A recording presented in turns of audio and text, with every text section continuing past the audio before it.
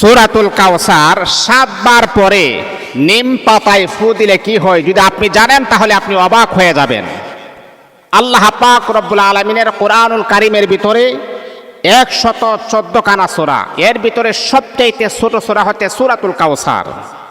এই সূরাটা এতটাই গুরুত্বপূর্ণ, আল্লাহর হাবিবের শত্রুর সংখ্যা যখন বেশি বেড়ে গিয়েছিল, নবীর দুশমন যখন তারা আপনজন যখন হয়ে গিয়েছিল, আবু জাহেল, উতবা, সাইবা, আবু লাহাব, তার ঘরের মানুষ যখন তার চিরতরে শত্রু হয়ে গিয়েছেন, আল্লাহ পাক রব্বুল আলামিন আল্লাহর হাবিবকে সান্ত্বনা দেওয়ার জন্য আমার আল্লাহ সূরাতুল কাউসার নাজিল করে দিয়েছেন।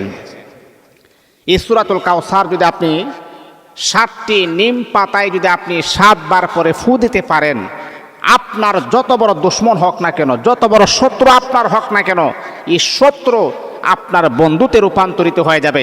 এই শত্রু আপনার কাছে ক্ষমা চাইতে বাধ্য হবে। আল্লাহ পাকের কোরআনের ভিতরে এমন কোনো বিষয় নাই যে বিষয়ের কথা আমার আল্লাহ কোরআনে আলোচনা করেন নাই। আসলে সেইগুলা তো আমরা পাই না, আমরা তো ঝগড়া করতে ভালোবাসি। একজন আমাকে মেরেছে, কিভাবে আমি তার প্রতিশোধ নিতে পারি, কিভাবে সুযোগ বুঝে তাকে আমি কোপ মারতে পারি, কিভাবে সুযোগ বুঝে তাকে আমি অত্যাচার করতে পারি, তার উপরে নির্যাতন করতে পারি, এই প্রচেষ্টায় আমরা ব্যস্ত আছি। কিন্তু না, আমার রাসূল প্রতিশোধ নিতে ভালোবাসেন নাই। আপনাকে আক্রমণ করেছে, ইসলামের দৃষ্টিভঙ্গি হচ্ছে আপনি তাকে ক্ষমা করে দেন, আপনি তাকে মাফ করে দেন, আপনি তার উপর ইহসান করুন।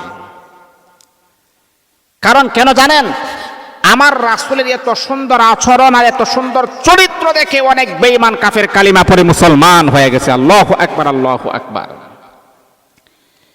এই জন্য নবী আমাদেরকে শিক্ষা দিলেন, আমার উম্মতেরা শোনো শোনো, যদি তোমাদেরকে কেউ কোনো আক্রমণ করে না, প্রতিশোধ নিবা না, তাকে তুমি অত্যাচার করবা না, জুলুম করবা না। কারণ তায়েফের মানুষ যখন আল্লাহর হাবিবের উপরে যখন আক্রমণ করেছিলেন, এই মুহূর্তে জিবরাইল আমিন ফেরেশতা এসে বলে, নবী আমার, আপনি যদি বলেন তাহলে এই মুহূর্তে তায়েফ দেশটাকে ধ্বংস করা হবে। আমার নবী বললেন, জিবরাইল না না, তারা বুঝে নাই। আর আমি তো হচ্ছি ওয়ামা আরসালনাকা ইল্লা রাহমাতাল লিল আলামিন, আমি তো হচ্ছি সারা পৃথিবীর জন্য আমি রহমত। আমি তো এরকম গজবি কাজ আমি করতে পারি না। সারা পৃথিবীর জন্য আমার আল্লাহ আমাকে রহমত বানিয়ে পাঠিয়েছেন। আর তায়েফের মানুষ অন্যায় করেছে, অপরাধ করেছে বিদায় আমি তাদের উপরে জুলুম করব না, এটা কখনো আমি করব না।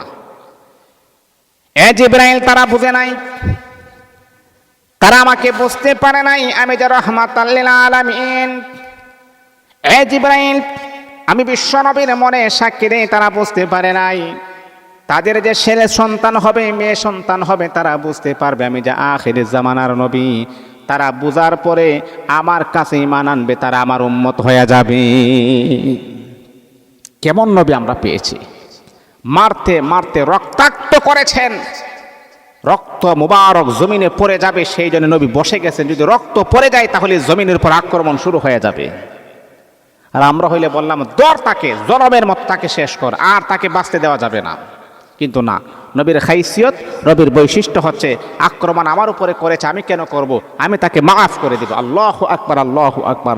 নবীওয়ালা চরিত্র আমাদের ভিতরে গঠন করতে হবে।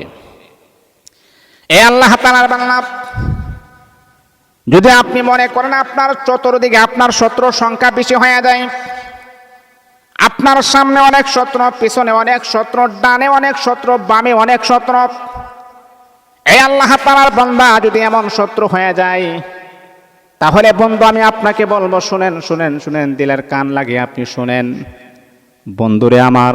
তাহলে আপনি 7টি নিম পাতা আপনি সামনে নিয়ে 3 বার ইস্তেগফার পড়বেন, 3 বার দুরূদ শরীফ পড়বেন, তারপরে আল্লাহ পাক রব্বুল আলামিনের সূরাতুল কাউসার আপনি এক একবার করে পড়বেন।